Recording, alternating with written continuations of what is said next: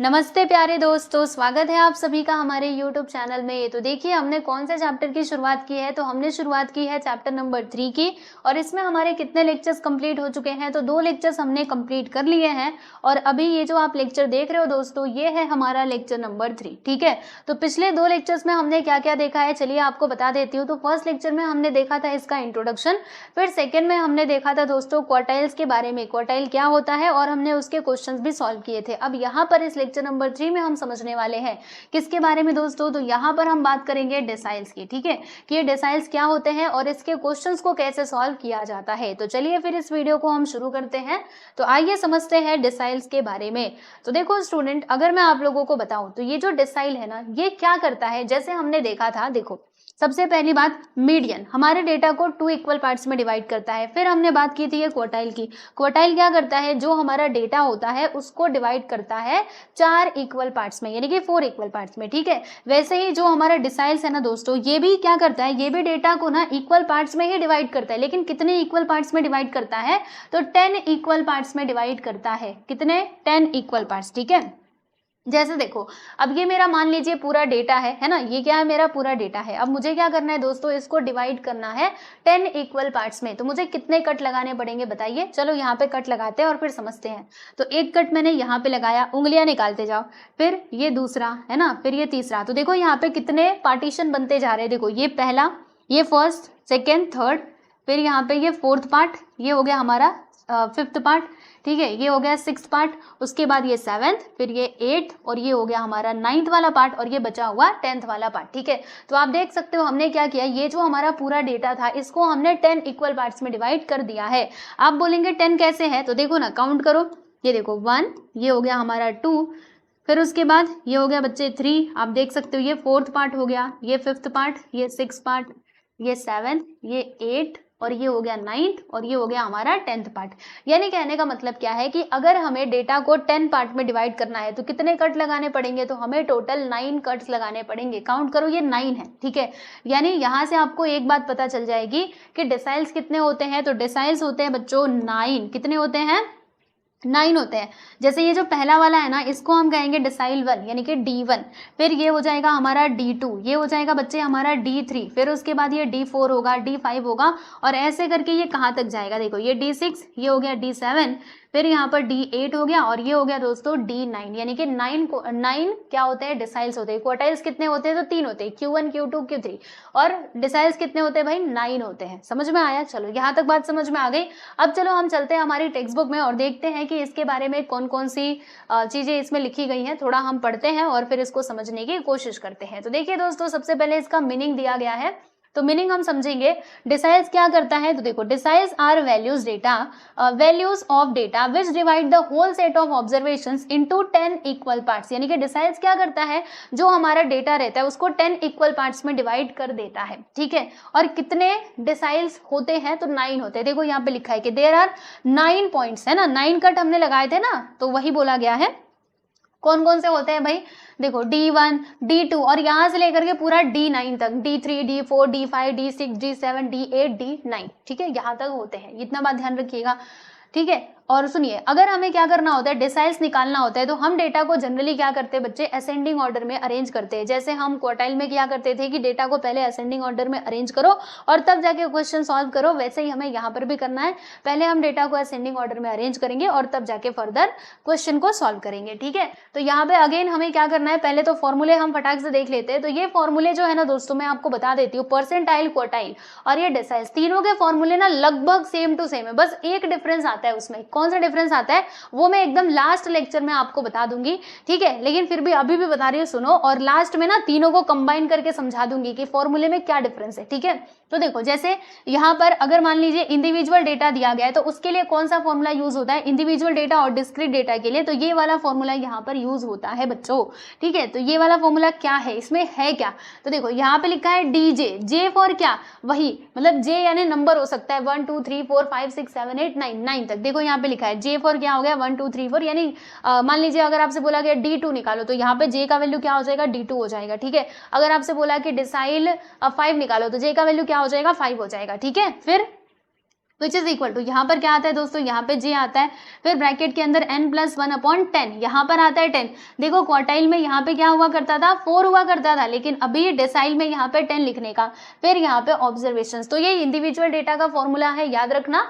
फिर मान लीजिए ग्रुप डेटा या फिर कंटिन्यूअस डेटा आ गया, देन आपको कौन सा फॉर्मूला यूज करना पड़ेगा, ये वाला। यहाँ पे लिखोगे DJ which is equal to L, L for क्या होता है, लोअर लिमिट, याद करो मैंने बताया था। फिर JN, JN मतलब IN, यानी यहाँ पे नंबर आ जाएगा। जैसे आप D1 निकाल लो तो इधर 1 आएगा, अगर आप D2 निकालो इधर 2 आएगा। अपॉन में आ गया 10 माइनस CF, CF कैसे मिलता है, क्यूमुलेटिव फ्रीक्वेंसी, वो हम टेबल में देख लेंगे। अपॉन में आता है F और फिर इनटू H, H फॉर क्या होता है, वो ना साइज बताता है कि साइज ऑफ द क्लास, मतलब क्लास की साइज क्या है, यानी लोअर लिमिट और अपर लिमिट के बीच का डिफरेंस कितना है, ठीक है। तो वो हमें यहाँ से मालूम पड़ता है। तो आप देख सकते हो ये दोनों फॉर्मूले हैं, देख लीजिएगा। चलिए, तो यहाँ पर हमें कौन कौन से डेटा दिए रहेंगे, इंडिविजुअल डेटा, डिस्क्रीट डेटा और वो कंटिन्यूअस डेटा। हम तीनों डेटा के क्वेश्चंस को सॉल्व करेंगे और समझेंगे अच्छे से। तो चलिए सबसे पहले हम बात करते हैं हमारे इंडिविजुअल डेटा की, ठीक है दोस्तों। तो मैं आगे बढ़ते जाती हूँ, सुनो। इसमें क्या लिखा हुआ है कि कैलकुलेट D4 एंड D8, यानी कि हमें यहाँ पे डिसाइल 4 निकालना है, डिसाइल 8 निकालना है फॉर द फॉलोइंग डेटा। ये है आपके पास डेटा। तो first of all you have to arrange the data in ascending order. Okay, so यहाँ पे आप देख सकते हो इसको असेंडिंग ऑर्डर में अरेंज किया गया है। सबसे पहले एकदम छोटा वाला नंबर आएगा, छोटू वाला इज 7, सो यहाँ पे 7 लिखा है, एंड देन 8, तो देखो बच्चे यहाँ पे 8 लिखा हुआ है, एंड देन 9, तो देखो यहाँ पे 9 लिखा है, फिर 10 तो 10 लिखा है, फिर यहाँ पे आप देख सकते हो 11, तो 11 है, फिर 12, उसके बाद 13 एंड उसके बाद 14, ये देखो, और फिर यहाँ पर क्या है 15। यानी हमने क्या किया, डेटा को पहले तो असेंडिंग ऑर्डर में अरेंज कर दिया, एंड देन आपको फॉर्मूला यूज करना है। तो फॉर्मूले में क्या था, यही था ना। जैसे मान लो आप D4 निकाल रहे हो, तो यहाँ पे क्या लिखोगे 4, और फिर उसके बाद यहाँ पे n+1 अपॉन में क्या आएगा 10, और इधर ऑब्जर्वेशन लिखने का, ठीक है, समझ में आ रहा है। हाँ, तो ऐसे करके फॉर्मूला आपको यूज करना है। तो आप देखो यहाँ पे लिखा है साइज ऑफ 4, ये 4 मतलब ये, ठीक है।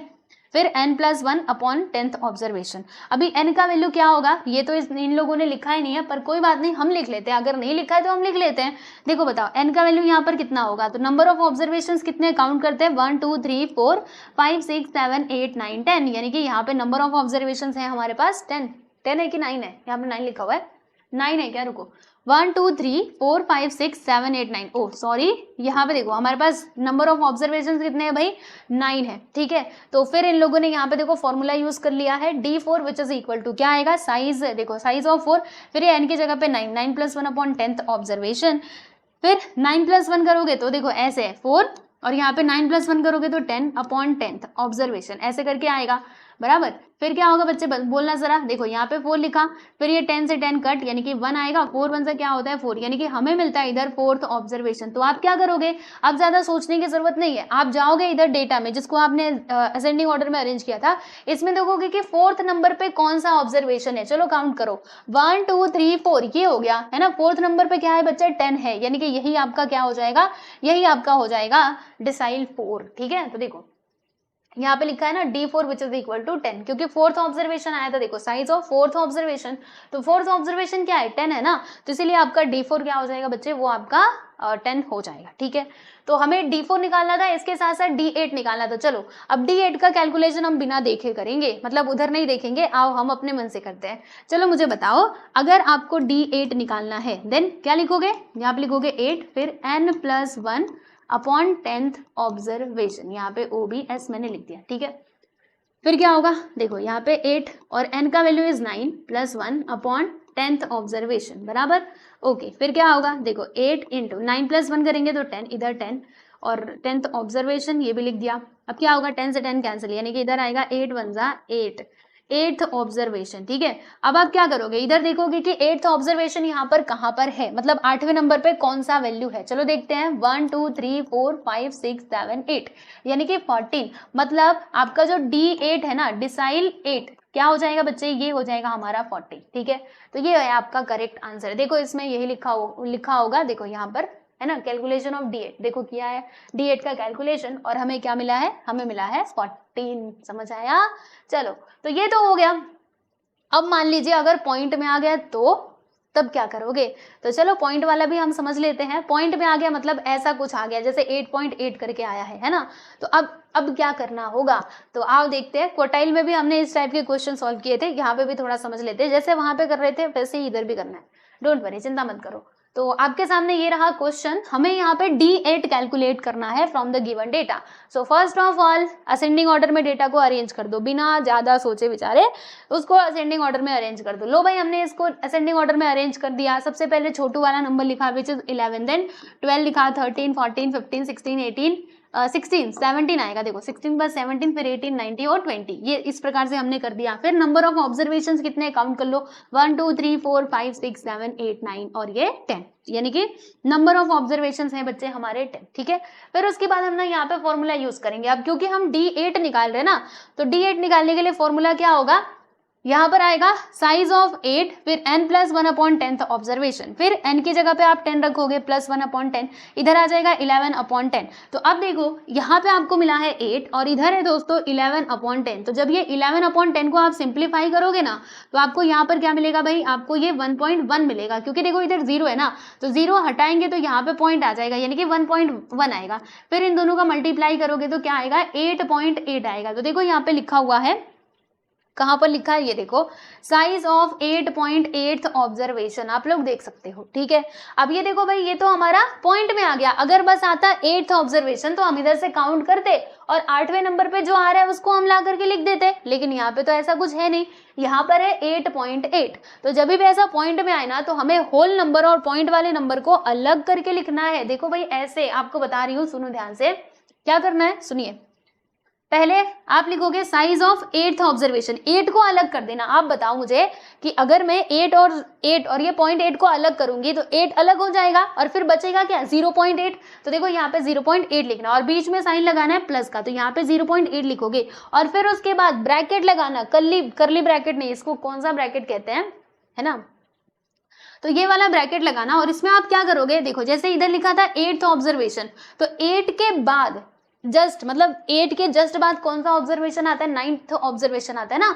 तो यहाँ पे आप लिखोगे बच्चे 9th ऑब्जर्वेशन, फिर माइनस का साइन और फिर 8th ऑब्जर्वेशन, यानी मतलब सुनो, यहाँ पे जो ऑब्जर्वेशन रहेगा ना उससे एक ज्यादा ऑब्जर्वेशन यहाँ पर लिखना है, फिर उसमें से माइनस कर देना है इसी को, जो यहाँ पर ऑब्जर्वेशन था उसी को माइनस कर देना। ठीक, बस इतना सा। अब क्या करोगे, वैल्यूज पुट करो। 8th ऑब्जर्वेशन क्या है भाई, ये हमारा 18, लो भैया हमने यहाँ पे लिख दिया, फिर प्लस 0.8 का 0.8, फिर 9th ऑब्जर्वेशन क्या है, ये है आपका 9th ऑब्जर्वेशन। काउंट करो 1 2 3 4 5 6 7 8 9, 9th ऑब्जर्वेशन इज 19, तो यहाँ पे लिखा हुआ है 19 माइनस 18। 18 क्या है, 18 मतलब 8th ऑब्जर्वेशन, तो माइनस करोगे इधर 1 आएगा और ये 0.8 से मल्टीप्लाई करोगे तो 0.8 आएगा और फिर इन दोनों को प्लस करोगे, 18 + 0.8 करोगे तो बोलो कितना आएगा भाई, 18.8 आ जाएगा। दोनों को प्लस करेंगे तो यानी कि D8 हमें कितना मिलता है बच्चे, वो हमें मिलता है 18.8। ठीक है, देखो D8 हमने निकाल लिया, 18.8 इज द करेक्ट आंसर। ठीक, तो ये था इंडिविजुअल डेटा का क्वेश्चन, आई होप समझ में आ गया होगा। चलो अब हम बात करते हैं दोस्तों यहाँ पे डिस्क्रीट डेटा के लिए, यानी अगर आपको ये डिस्क्रीट डेटा का क्वेश्चन आए तो कैसे सॉल्व करेंगे। तो देखो डिस्क्रीट डेटा बोलो या फिर हमारा कंटिन्यूअस डेटा बोलो, उसमें हमें बनाना होता है बच्चे टेबल। ठीक है, तो चलो टेबल बनाते हैं। ये रहा हमारा क्वेश्चन, इसमें से देखो हमें क्या क्या बोला गया निकालने के लिए, हमें इधर D2 निकालना है और D4 यानी कि डिसाइल 2 और डिसाइल 4 निकालना है। और ये आपके सामने डेटा दिया गया है, मार्क्स, ये क्या है हमारा, ये हमारा x का वैल्यू, ये नंबर ऑफ स्टूडेंट्स क्या है भाई, f यानी कि फ्रीक्वेंसी। समझ में आए, तो इन दोनों को हम सीधा का सीधा ये टेबल में ला करके लिख देंगे, मार्क्स और ये नंबर ऑफ स्टूडेंट्स यानी कि फ्रीक्वेंसी। फिर एक कॉलम हम किसके लिए बनाएंगे, CF यानी क्या होता है, ये cumulative frequency, C for cumulative, F for होता है फ्रीक्वेंसी, तो क्यूमुलेटिव फ्रीक्वेंसी यहाँ पर आ जाएगा। तो ये सब कुछ आप लिख देना। अभी क्यूमुलेटिव फ्रीक्वेंसी हमें कैसे मिलता है, ये दोनों तो हमारे डेटा में दिया गया, हमने उठाया ला करके लिख दिया, लेकिन ये क्यूमुलेटिव फ्रीक्वेंसी आया कहाँ से, देखो यहाँ से आया, 5 का 5 यहाँ पे लिख देना, फिर ये 6 है ना, इसमें ये 5 को प्लस करो 11 आएगा, फिर ये 4 है ना, इसमें ये 11 को प्लस करो 15 आएगा, फिर ये 5 है ना, इसमें ये 15 को प्लस करो तो 20 आ जाएगा, फिर ये देखो इसमें ये 20 को प्लस करो, ये वाले 20 को, है ना, तो यहाँ पे 30 आएगा, फिर ये 30 को इसके अंदर प्लस करो तो 39 आएगा, यानी कि यहाँ पे देखो टोटल कितना आ गया बच्चे, 39 आ गया। और इसका फ्रीक्वेंसी का भी आप टोटल कर लेना, है ना, तो आपको क्या मिलेगा, 39 ही मिलेगा। ठीक है, ये दोनों ना सेम टू सेम रहने चाहिए, याद रखिएगा। चलो यहाँ तक तो आप लोग कर लोगे, कोई परेशानी नहीं। क्वार्टाइल में जैसे कर रहे थे वैसे ही हमें डिसाइल में भी करना है और ऐसे ही परसेंटाइल में भी करना है। ठीक है, हाँ, अब क्या करेंगे, अब बस हम फॉर्मूला यूज करेंगे। हमसे बोला गया था कि D2 निकालो, तो देखो बच्चे D2 का फॉर्मूला हमारा क्या बनेगा, ये फॉर्मूला बनेगा D2 which is equal to size of 2 n+1 upon 10th observation. ठीक है, फिर इसके अंदर वैल्यूज पुट करेंगे, तो n का वैल्यू क्या है 39 + 1 अपॉन 10 और इधर 2, फिर इन दोनों को जोड़ोगे तो 40 अपॉन 10 और 2। अब इन दोनों का कैंसिल करो, देखो ऐसे है ना कि 40 अपॉन 10, अब क्या होगा 0 0 कट, यानी कि क्या आया 2 × 4, 2 4 से क्या होता है बच्चे 8 होता है, यानी क्या आएगा D2 which is equal to size of 8th observation. क्या आएगा दोस्तों, साइज ऑफ 8th ऑब्जर्वेशन आ जाएगा। अब ये जो 8th ऑब्जर्वेशन है ना, देखो जब इंडिविजुअल डेटा दिया रहता था तब तो हम काउंट कर लेते थे, लेकिन अब इसमें कैसे काउंट करेंगे, ये टेबल में तो हमें नहीं आ रहा समझ के काउंट कैसे करें। तो देखो टेबल में आपको काउंट करने की जरूरत नहीं है, आपको देखना है कि ये जो 8 है ना वो कौन से क्यूमुलेटिव मतलब क्यूमुलेटिव फ्रीक्वेंसी में जाइएगा, देखिएगा कि ये 8 कौन से दो नंबर्स के बीच में आ सकता है। तो देखो 8 जो है ना वो 5 और 11 के बीच में आ सकता है कि नहीं। अब देखो दोनों में से बड़ा नंबर कौन सा है, which one is greater, so 11 is the greatest number, right. तो आप क्या करोगे, इसके करस्पॉन्डिंग में जो आपका ये मार्क्स दिया गया है, यानी जो आपका x का वैल्यू रहे ना, वही आपका क्या हो जाएगा बच्चे, आंसर हो जाएगा। ठीक है, तो देखो यहाँ पे D2 हमें क्या मिलता है, 20 मार्क्स मिलता है, क्योंकि उधर 20 था ना, देखो 20 था ना, तो इसीलिए यहाँ पर क्या आ जाएगा दोस्तों 20 आ जाएगा। सो D2 is 20। Now calculate D4, तो कैलकुलेट D4 मतलब अगर आपको D4 कैलकुलेट करना है तो सेम आप वही फॉर्मूला लगाओगे, बस यहाँ पे D4 लिखोगे और इधर 4 आ जाएगा और बाकी सब कुछ सेम रहेगा। ठीक है, तो फिर 4 4 जा करोगे तो 16। अब 16th ऑब्जर्वेशन तो आपको आना है, देखना है कि 16 किसके किसके बीच में आ सकता है। तो देखो दोस्तों 15 और 15 और 20 के बीच में ये 16 आ सकता है कि नहीं। अब दोनों में से बड़ा नंबर कौन है, ये है बड़ा नंबर। अब इसके करस्पॉन्डिंग बताओ मार्क्स कितना है 40, यानी कि ये आपका हो जाएगा दोस्तों D4। D4 आपका क्या होगा 40, समझ आया। देखो इधर लिखा हुआ है D4 इज 40, देख रहे हो, देखो D2 is 20 and D4 is 40, तो ये है आपका करेक्ट आंसर। क्लियर, चलो तो आप इंडिविजुअल डेटा का भी कर लोगे, डिस्क्रीट डेटा का भी कर लोगे, है ना। तो अभी हम बात कर लेते हैं थोड़ा कंटिन्यूअस डेटा की। तो चलो कंटिन्यूअस डेटा में भी टेबल तो खैर आपको बनाना है, क्यूमुलेटिव फ्रीक्वेंसी भी निकालना है, बस इसमें फॉर्मूला चेंज हो जाता है, तो कोई बात नहीं, आओ मैं फॉर्मूला आपको बताती हूँ। तो इसमें देखो हमें क्या निकालना है, क्या लिखा हुआ है कि find D5 and D7 for the following data of marks of 100 students in a class. ठीक है, बच्चों के यहाँ पे नंबर दिए गए और आपको यहाँ पे D5 और D7 कैलकुलेट करना है। ठीक है, कर लेंगे हम। तो पहले तो आप टेबल बना लोगे, कुछ इस प्रकार से टेबल बना लेना, इधर मार्क्स लिखोगे, उधर नंबर ऑफ स्टूडेंट्स यानी कि फ्रीक्वेंसी लिखोगे, और फिर आप क्या लिखोगे दोस्तों बोलना जरा, यहाँ पे आ जाएगा हमारा CF कैसे मिलता है, 10 का 10 लिखना, फिर ये 10 में इस 10 को जोड़ो यानी कि 20, फिर ये 40 में ये 20 को प्लस करो 60, फिर ये 60 को यहाँ पे ला करके प्लस करो विच इज 80 एंड ये 80 को इधर ला करके प्लस करो तो कितना हो जाएगा भाई 100 हो जाएगा। देखो इधर भी 100 और इधर भी 100, इन सब का टोटल किया गया है तब जाके यहाँ पे 100 मिला है, ध्यान रखना। ठीक है, ये इधर से देख करके नहीं लिखा है, इसका टोटल क्या है, जोड़ो मैं आपको बताती हूँ। 10 10 20, 20 और 40 60 है ना, 60 20 80, 80 20 100 हुआ ना, n का वैल्यू इज 100। ठीक है, समझ में आ गया, ओके। फिर हम मतलब अब हमें कैलकुलेट करना है प्यारे बच्चों, हमें कैलकुलेट करना है D5। तो कैसे करेंगे, देखो सबसे पहले हमें ये D5 के लिए क्लास फाइंड करना पड़ेगा, है ना। जब भी ऐसा ग्रुप वाला क्वेश्चन आएगा ना, ऐसे क्लास इंटरवल करके, देन आपको उसका क्लास निकालना पड़ेगा कि जो आपका D5 है उसकी क्लास कौन सी होगी। देखो क्लास निकालने के लिए क्या करना है, मैंने आपको ये वाला फॉर्मूला बताया था ना, IN अपॉन में क्या आता है, अपॉन में देखो जब क्वार्टाइल होता था तो 4 आता था, अब क्योंकि ये डिसाइल है ना तो यहाँ पर आएगा बच्चे 10, क्या आएगा 10। ठीक है, तो ये फॉर्मूला देखो ये लोगों ने यूज किया है। ये देखो आप बोलेंगे यहाँ पे I, इसमें तो J बोल रहा था, ठीक है, I लिखो J लिखो, बात वही है यार, कुछ नहीं। ठीक है, यहाँ पे चलो मैं J लिख देती हूँ, खुश। चलो तो अब देखो क्या होगा, यहाँ पर हम क्या निकाले D5 ना, तो यहाँ पे लिखेंगे 5 और उसके बाद क्या आ जाएगा दोस्तों, उसके बाद n आएगा, अपॉन में आ जाएगा हमारा 10, क्योंकि हम बात कर रहे हैं डिसाइल्स की। तो देखो यहाँ पे लिखा हुआ है साइज ऑफ 5/10 10th ऑब्जर्वेशन। ठीक, फिर आप इसको सिंप्लीफाई करना, देखो n का वैल्यू क्या आया था 100 आया था ना, तो n की जगह पे 100 लिखा, तो 5 × 100 करेंगे तो 500, अपॉन में आ गया 10, फिर ये 0 0 कट, तो यहाँ पे क्या आ गया बच्चे, यहाँ पे आ गया size of 15th observation, 50th observation. ठीक है, अब ये जो 50th है ना प्यारे बच्चों, ये 50 के ऊपर आप गौर से देखो, ये जो 50 है ना, अब इसकी मदद से हमें ना इस डिसाइल 5 का क्लास मिलेगा। कैसे, मैं आपको बताती हूँ। देखो ये 50 है ना, तो आपको देखना है कि 50 कौन से दो नंबर्स के बीच में आ सकता है। तो देखो कौन से दो नंबर्स के बीच में 50 आ सकता है, 20 और 60 के बीच में आ सकता है कि नहीं?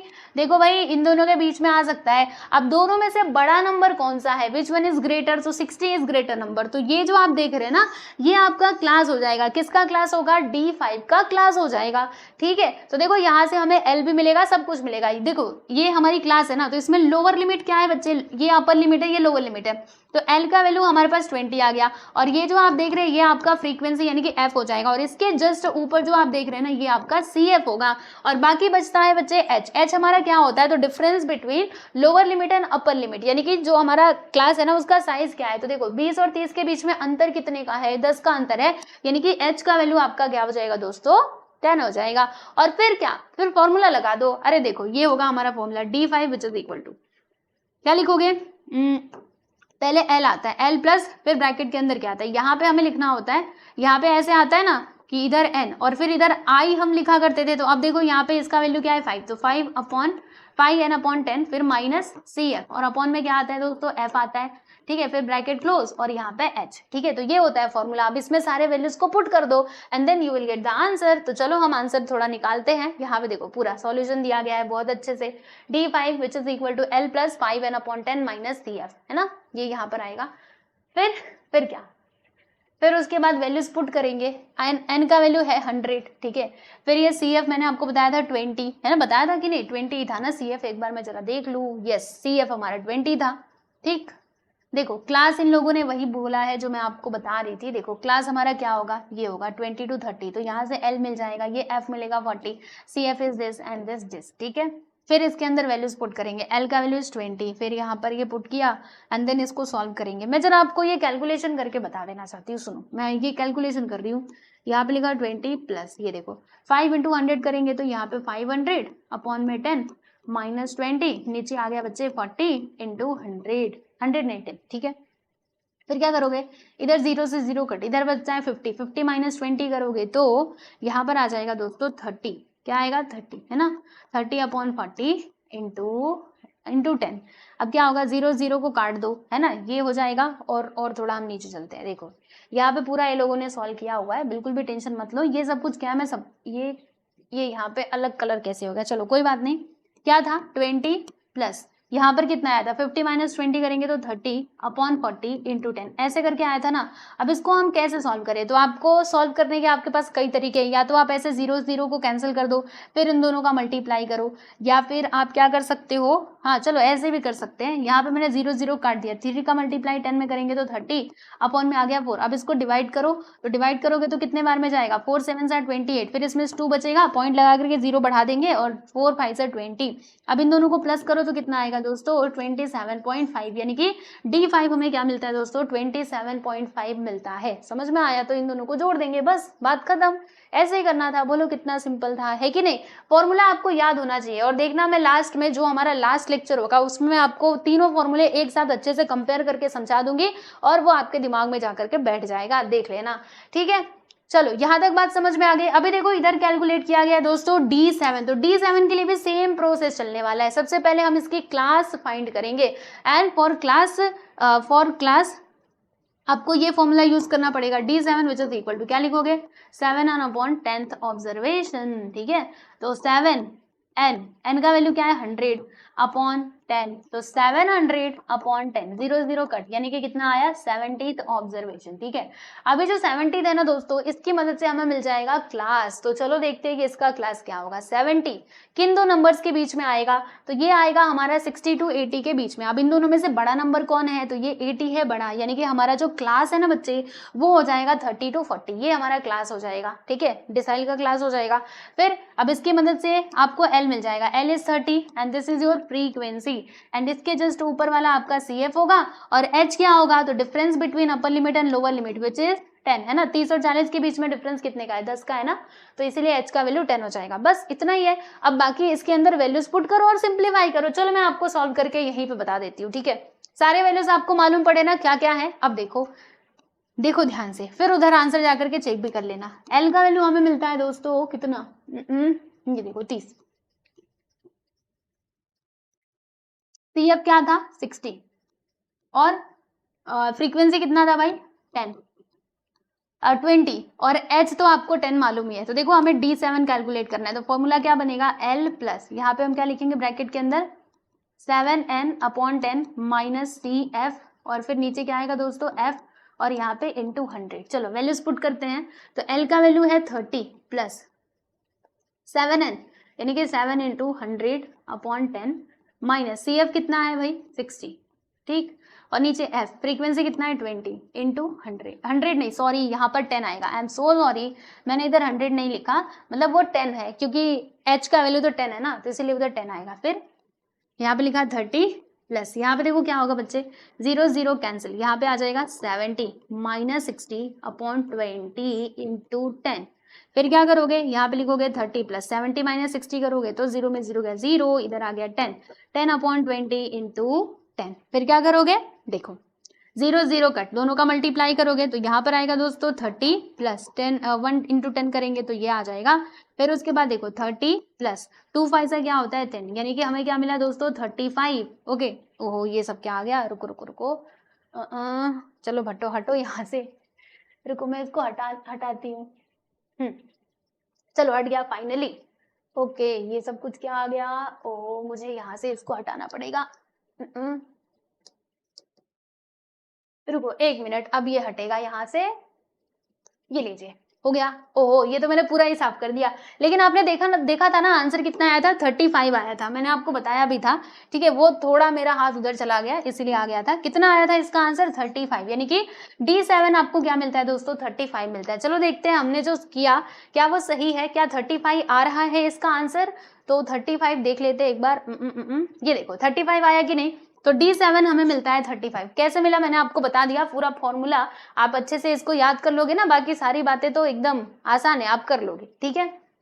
देखो 35 इज द करेक्ट आंसर, ठीक। चलो तो यहाँ पर हमने क्या किया दोस्तों, डिसाइल 7 भी कैलकुलेट कर लिया और इस प्रकार से ये जो हमारा डिसाइल का कॉन्सेप्ट है ये होता है कंप्लीट। हाँ पूरा देखो इसके फॉर्मूले याद कर लेना, क्वेश्चंस की प्रैक्टिस कर लेना और बस आपका काम आसान हो जाएगा। आप लोग कोई भी सवाल आने दो इस चैप्टर से, आप जरूर उसको सॉल्व कर पाओगे, ठीक है। तो यहाँ पे हमने डिसाइल समझ लिया है। अब उसके बाद बच्चों हमें बात करनी है परसेंटाइल की। तो परसेंटाइल को हम लोग समझेंगे हमारे अगले वीडियो यानी कि लेक्चर नंबर 4 में। तब तक आप सभी लोग अपना ध्यान रखिए और अच्छे से पढ़ाई करते रहिए। और अगर आपको ये वीडियो अच्छा लगे तो यस एवरीवन लाइक कर सकते हो और अपने जो भी आपके दोस्त लोग हैं उनके साथ भी आप शेयर कर सकते हो, ठीक है। इसके अलावा आपको बता दूं कि मैं क्लास 11th के कौन कौन से सब्जेक्ट्स पढ़ाती हूँ सुन लो एक बार। मैथमेटिक्स भी पढ़ाती हूँ, उसके भी वीडियोस हमारे शालिनी कुशवाहा वाले चैनल पे मिल जाएंगे, जाके देख लेना। इसके साथ साथ हम अकाउंट्स भी पढ़ते हैं क्लास 11th का, और भी जो आपके अदर सब्जेक्ट्स है ना वो सब भी मैं पढ़ाती हूँ। तो आप एक बार प्लेलिस्ट जाकर के चेकआउट कर लेना, जो भी सब्जेक्ट्स मैं पढ़ाती हूँ ना सारे वीडियोस आपको मिलेंगे, ठीक है। तो बस पढ़ो अच्छे से और आज के लिए इतना ही। Bye everyone.